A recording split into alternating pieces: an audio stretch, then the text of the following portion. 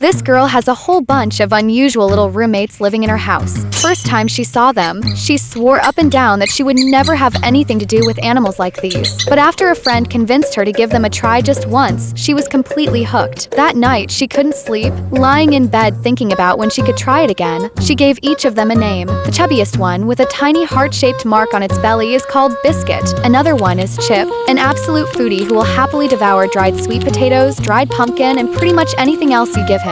Then there are a few more little troublemakers who spend their days climbing all over their cage, keeping the place lively. Some people ask, aren't those just giant rats? But she knows pet rats are completely different from wild rats. They're active during the day and sleep at night. They trust humans and can form real emotional bonds, just like cats and dogs. The moment they see their owner, they'll run over asking for cuddles. They can even learn their names and be trained to do simple tricks. These little guys have completely taken over her life. Every morning, the first thing she does after opening her eyes is feed the rats. Then she gets out of bed, gives one a kiss, and immediately starts cuddling them like crazy. Even when she's slacking off at work, she finds herself secretly thinking about her rats. If she goes too long without cuddling them, she gets restless, like a cat scratching at her heart. Even when she's exhausted, she still has to clean up their poop. She jokes that she could never cheat on her rats, because with that much free time, she'd rather spend it cuddling them a few more times. But life with them isn't always fun and games. One day, Biscuit developed a tumor under his chin. The location was dangerous, and it was growing quickly. If it wasn't removed, it could eventually put pressure on his airway. She rushed Biscuit to the hospital. The little 490-gram chubby boy sat there listening carefully to the pre-op discussion. The moment he realized he was going to have surgery, he looked a little scared. When it was time for anesthesia, Biscuit basically surrendered. Even the nurse couldn't stop complimenting the adorable little heart on his belly. Thankfully, the surgery went perfectly.